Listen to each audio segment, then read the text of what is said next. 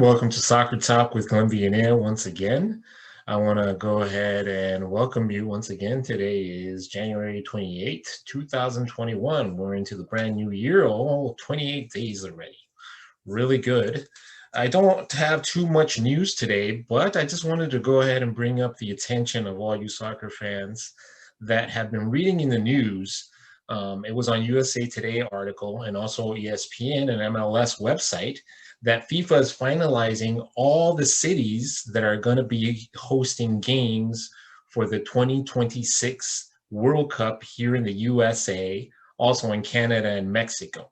For those of you who are not soccer fans per se or don't know about the World Cup, what it is, every 4 years, FIFA, which is the World Federation of Soccer, or football in Spanish, organize a tournament that host about 32 countries in the world, or their national teams, kind of like the Olympics, every 4 years. They're trying to up it up. I think it is about 48 teams, if I stand corrected. You can go ahead and comment if I'm not correct. But right now they have about 32 teams that participate. The next World Cup is going to be in Qatar in 2022, and there's qualifying matches.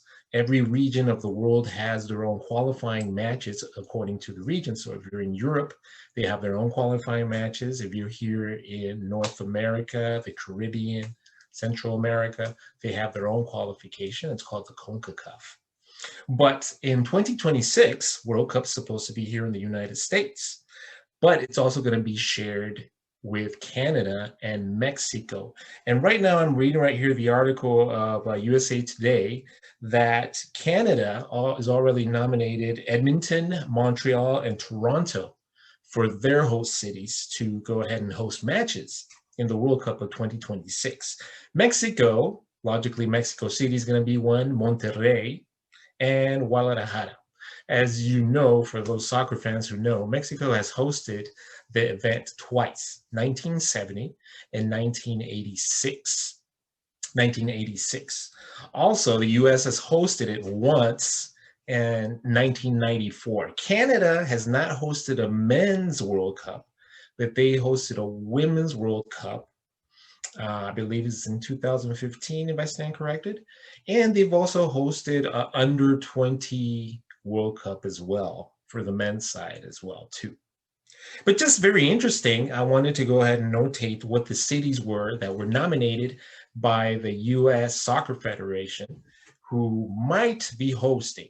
Out of these, granted, out of these cities, we could only take up 16 of them. First of all, alphabetical order, you have Atlanta, Baltimore, Boston, Cincinnati, Dallas, Denver, Houston, Kansas City, LA, Miami, Nashville, New York, New Jersey, Giant Stadium, and Orlando, Philadelphia, San Francisco, or the Bay Area, Seattle, and Washington, D.C. Now, with that, we have about close to 20 names there. So 4 are going to be eliminated. Logically, from the last World Cup, I do remember going with my dad to the Cameroon-Sweden game, 1994 at the Rose Bowl. So LA, pretty much a lock. New York has to be, right? Washington, D.C., just because it's the capital. I would have to go ahead and say Miami, too. It's an international city as well. I would also give Dallas, Jerry's World, that big stadium, Dallas Cowboys, and so forth. That is pure lock as well. I would be thinking that, Seattle, yeah, crazy fans there as well. Maybe not so much Nashville. I don't know. They might have a lot of soccer fans there. I haven't been to Nashville. They might have. And I apologize to all the Nashville fans. You might have there. But if I had to take out one, it might be Nashville. Denver, I don't know if it would make the list. Cincinnati, though they do have a good club there. And maybe Boston. Well, Boston did host a few World Cups last time. But that's just my take on it. Very excited. It's only about, what, 5 years away. So hopefully, if we get out of this COVID thing, we'll all be enjoying in 5 years the World Cup here in the US and whatnot. But that's just my little take for today. Please go ahead and subscribe down at the bottom. Your comments. What do you think of the World Cup? And what do you think are the US's chances to qualify this time? Hopefully, they can go ahead and qualify this time. For now, I bid you farewell, and hopefully we'll have my friend Johnny Kirka once again. We always reunite at least once a week and talk about the soccer issues of the day.